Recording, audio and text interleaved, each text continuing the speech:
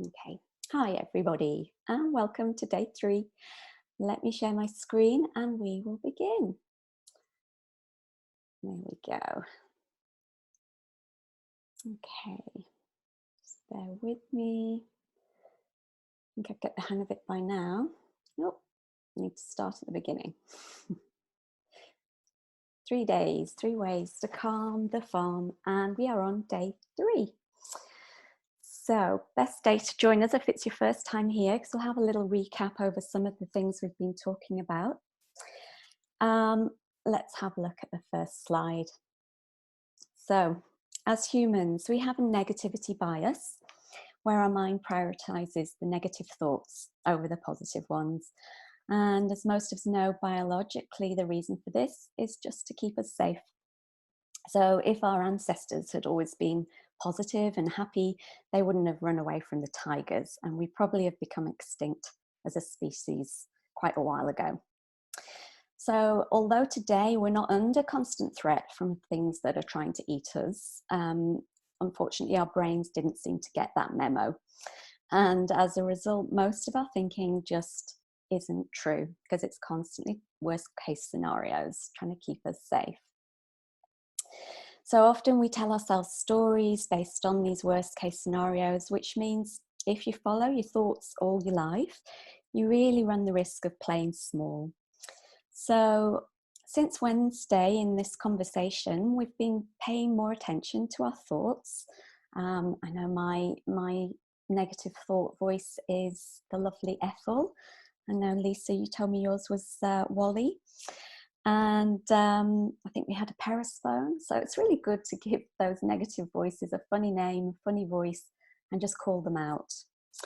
So as I've mentioned before, as humans, we can have 60 to 80,000 thoughts a day. And 80%, because of this negative bias, tend to be in the negative mindset by nature. So at times, these wandering minds can really get us into trouble. And I think everyone will recognize times when they've been reading a book perhaps, or writing an email, and then realize by the time you've got to the end of the page, you haven't really been thinking about what you've either been reading or writing. Your mind's just been wandering elsewhere. Or another example, perhaps on the daily school run, sometimes you can arrive there and you just don't really remember the journey that you've taken to get there. Cool. So if we spend most of our lives constantly lost in our thought like this, we're going to miss some really important moments along the way. And this is why I love mindfulness, because it just helps you get out of that constant headspace. I'll have a look at this next slide. I've got some everyday tasks there: washing up, ironing, doing the washing. So Harvard have actually even done a study on this kind of thing, and their study was named "A Wandering Mind is an Unhappy Mind." And they analysed the behaviour of about 2,000 people carrying out routine tasks every day, taking into account the activity, the time it took, and what they were thinking at the time. And they found, really interestingly, that even if they were thinking about positive things while they were doing these tasks, the results still showed that the group who didn't let their minds wander but really used mindfulness to focus in on their activity, they were significantly happier than the groups of people who just carried out their day-to-day tasks whilst their minds were wandering. So I'm going to give you a little bit of information on how you can do this in our final top tip of our 3 days. So bear with me. Now, these routine, meaningless tasks, they make up a really large part of our day.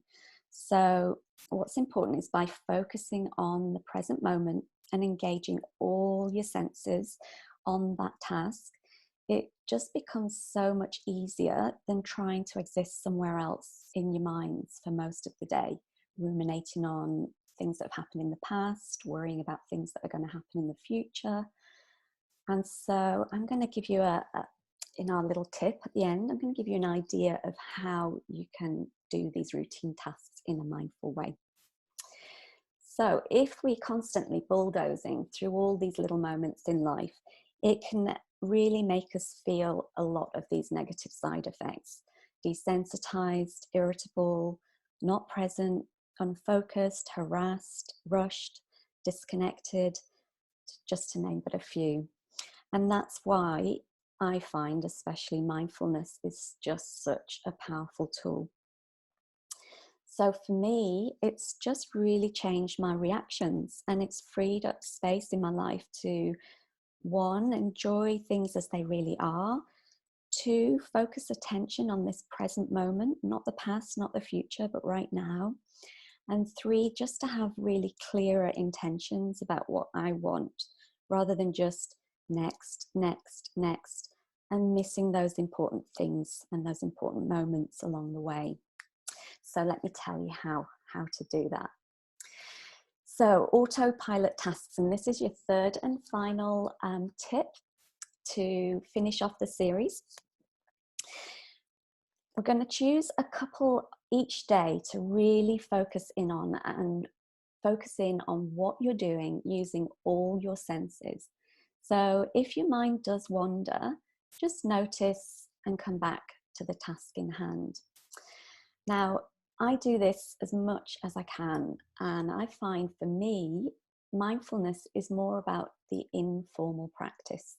It's not about sitting down and meditating for half an hour a day. I find short 10-minute bursts of mindfulness just give you that lovely headspace to clear your mind of thinking, where those lovely, clear, focused thoughts can come through. So, how do we do it? Let's take an example. For example, doing the washing. Something that we do pretty much most days, hanging out the washing. So if you're going to do that mindfully, you'll pull all of the washing out of the machine, and as you're doing it, you'll focus in on your senses. You'll feel the temperature of the washing. It might feel a bit cold if it's been in the washing machine for a while, or it might feel quite nice and warm if it's freshly washed. But just really, just as you're pulling it out of the machine into the basket, feel the temperature on your fingers. Picking up the basket, you're feeling the weight of the basket. Walking nice and carefully, slowly, getting thoughts popping in. Thank you, thought, thinking, let it go. Awareness of thought, no judgment. Get to your washing line and start to really slowly, mindfully, carefully unfolding your washing. You might want to smell it just before you put the line, engaging the sense of smell. Posting it over the line, feeling the pegs between your fingers, popping the pegs onto the washing, spreading it out. Just each micro moment of doing the washing, really, really focusing in on that task. Another example, driving around. Not that we're doing the school run anymore, but if you really focus as you're driving on your 5 senses, what you can smell in the air, what you can taste, maybe running your tongue around your mouth, the feel of the steering wheel between your hands, what you can see around you as you're driving. I love looking at the clouds, but have to be careful and keep your eyes on the road as well. What you can hear, and our little mindful focus example at the end, I'm going to take you on a nice layers of sound meditation, which is something, again, you can do anywhere, anytime, for those lovely informal moments of practice. So choose 2 in the next 24 hours. And if you want to connect back with me on Facebook, in my community calm page, you can let me know how you found doing these autopilot tasks in a really mindful way. Okay, so mindful focus techniques. We're going to do 2 now together.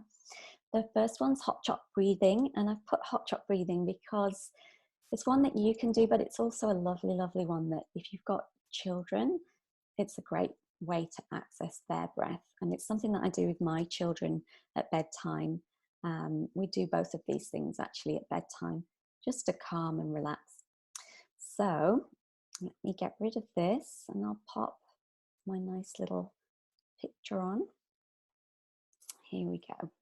And I'll come back, show you my little face. Oh, can I do that? No, I have to stop share to do that.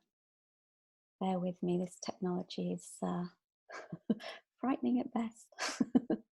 All right, I think I can start my video.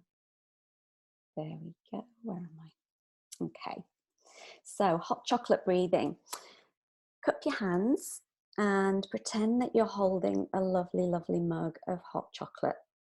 So the first thing I want you to do is imagine the warmth that you can feel through your mug of hot chocolate. It's not hot, it's just warm. You're not going to burn your fingers. Bring it up towards your nose. And I want you to just take a big deep breath in through your nose and really imagine that lovely smell of the chocolate, the sweetness. And as you breathe out, you're blowing the hot chocolate to cool it down a little bit. So you're engaging your senses of smell. Even though you can't smell something, you're still imagining it, and your brain doesn't actually know the difference between real and imagined. So whenever you're engaging your sense, especially taste, smell, just imagine your favorite tastes and smells if you can't taste or smell anything at the time. So we're going to do 3 big deep breaths in and out, hot chocolate breathing through your nose, out through your mouth. And as I've said all week, as you breathe in, try and push your tummies out, and that's going to engage the vagus nerve, which will switch on your parasympathetic nervous system. And when you're blowing out slowly and purposefully, you're going to really calm your senses down. So together, 3 big deep breaths in and out. Breathing in through the nose, smelling that lovely hot chocolate, blowing out through the mouth to cool. Long, slow exhale, longer than the inhale. Big inhale in. Big, long exhale, cooling down your hot chocolate.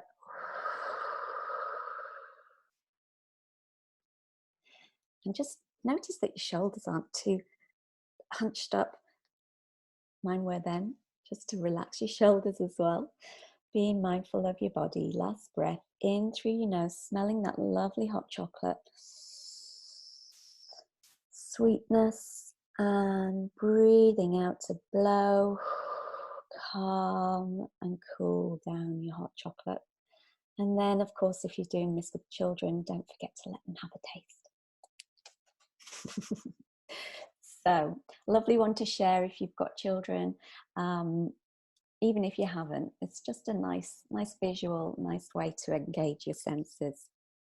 All right, now, mindful layers of sound that we're going to do. So I'm just going to take my video off because I'll read out this meditation for you. And I'll just pop this a bit smaller, exit full screen. There we go. I'll try and share my nice picture for you guys to look at if you'd like to.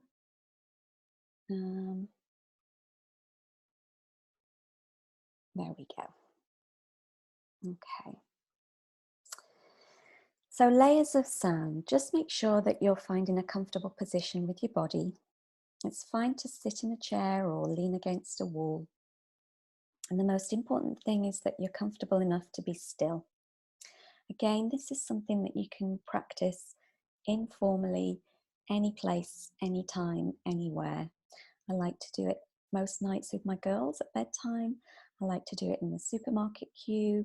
I like to do it as I'm driving. And it's just a way of getting out of those wandering minds. So it may be helpful to close your eyes for this activity, but if it doesn't feel right, just keep looking at the screen or let them rest on the ground. So take a slow breath or two just to get ready for what's coming next.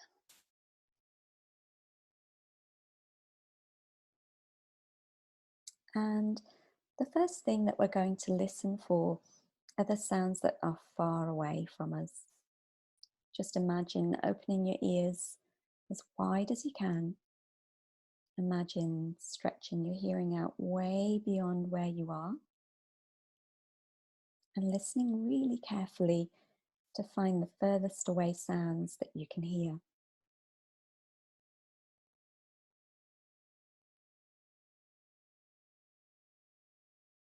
When you start hearing sounds, don't worry about identifying the sound or trying to figure out what's making the sound. Just notice it exactly as it is. No judgment. We'll just spend a few seconds really listening to those faraway sounds.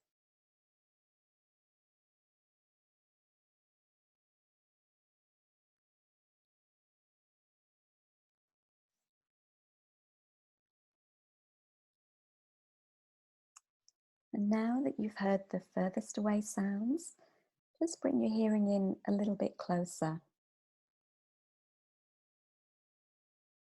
Find the sounds that are happening inside the room or the car that you're sitting in.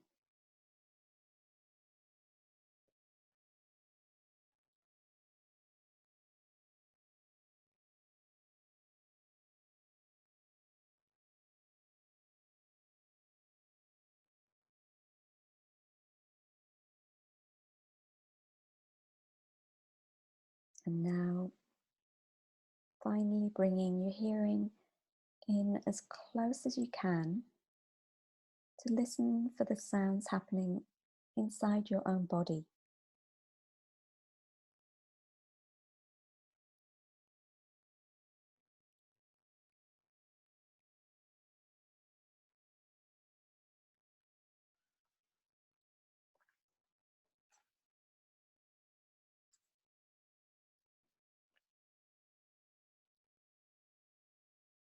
And while we're in this calm and restful moment, we'll just take you on a brief body scan,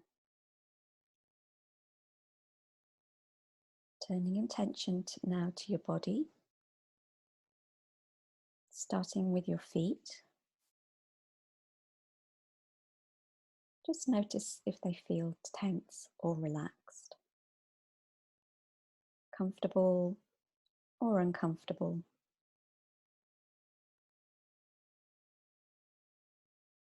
Is there any pain or other strong sensations?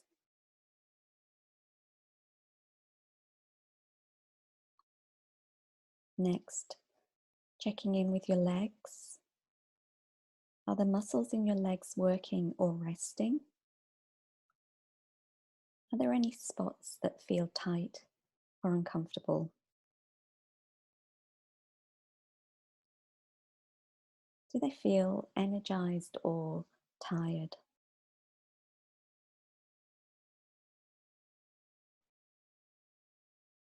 Moving up your body to check in with your stomach. Is it full or hungry? Comfortable or uncomfortable?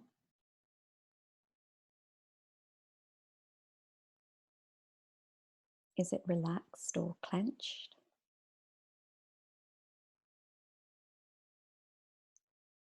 Can you feel yourself digesting food?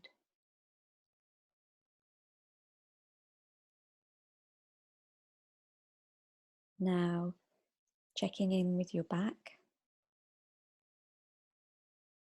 your chest, your shoulders. What do you feel? How much can you notice?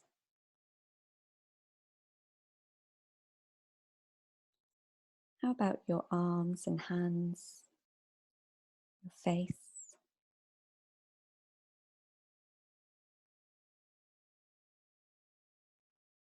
As you check in with each part of your body, just notice how it's feeling. Consider whether the sensation has anything to tell you about your emotional state. Maybe a flutter in your stomach's reminding you that you're feeling nervous or excited. or a tight and uncomfortable jaw might be letting you know that you're angry or stressed.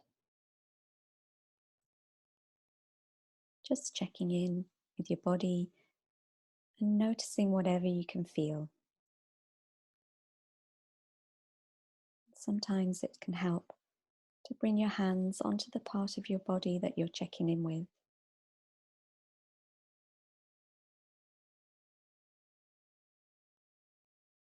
And after you've checked in, you can gently finish with 2 or 3 deep breaths.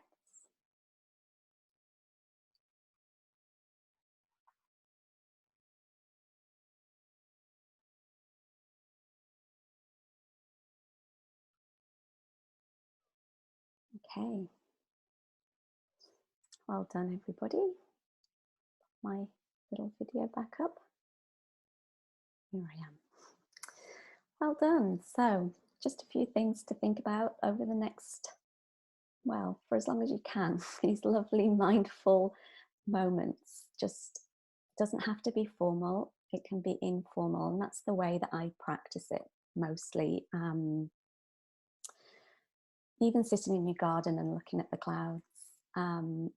But for your homework, especially the next 24 hours, just choose 2 tasks, a routine, everyday task that you do often, and really check in with your 5 senses to be mindful of that process. If you practice this, it is a practice. It can feel a bit strange at first, but the more you do it, the easier it gets. And especially as we were talking about on the first session, it's really about clearing that mental chatter. If you go back and watch the first video, we talked about this cranky neighbor voice on this side. That's our default mode network that's talking 80% of the time. 60 to 80,000 thoughts, often based in the negative bias. And then you've got this lovely, calm Buddha guy, our insight thinking voice. But we can't hear him if we're constantly listening to this cranky neighbor voice. So mindfulness just really gives us that space and clarity to let the Buddha voice come through. And with practice makes perfect. It gets easier, but we're all human. I've been listening to my cranky neighbor voice quite a bit the last few days. It's just about awareness and not judging.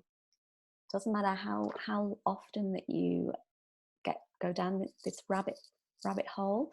It's about your comeback rate, how quickly you can come back.